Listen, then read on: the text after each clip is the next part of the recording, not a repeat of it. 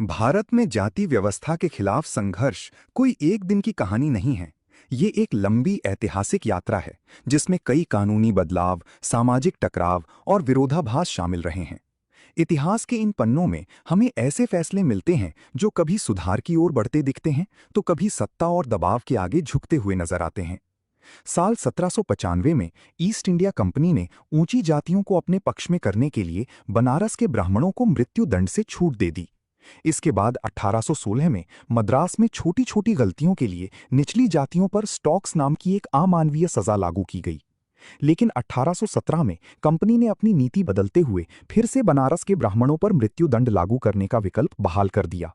साल 1829 में ऊंची जातियों के दबाव को चुनौती देते हुए लॉर्ड विलियम बेंटिंक ने सती प्रथा को समाप्त कर दिया।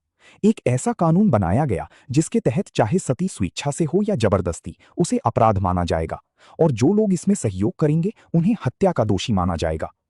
1850 में एक महत्वपूर्ण कदम उठाया गया। ऐसे हिंदुओं के उत्तराधिकार के अधिकारों की रक्षा की गई जिन्हें जाति से बाहर कर दिया गया था।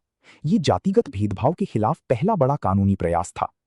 1855 में लंदन स्थित प्रिवी काउंसिल ने राजपूतों को क्षत्रिय वर्ण का दर्जा दिया, जिससे उस ब्राह्मणवादी धारणा को खारिज किया गया कि वे परशुराम द्वारा नष्ट कर दिए गए थे। 1858 में त्रावणकोर की दीवान टी माधवराव ने निचली जाति की महिलाओं को सार्वजनिक रूप से अपने स्तन ढकने से मना कर दिया। लेकिन 1859 में औपनिवेशिक दबाव के कारण इस नियम में बदलाव किया गया। निचली जाति की महिलाओं को स्तन ढकने की अनुमति तो दी गई, लेकिन इस शर्त के साथ कि वे ऊंची जाति की महिलाओं की तरह कपड़े नहीं पहन सकती। आखिरकार 1862 में ऊंची जातियों को संतुष्ट करने के लिए ब्रिटिश शासन ने सती से जुड़े अपराध को आत्महत्या के लिए उकसाने तक ही सीमित कर दिया।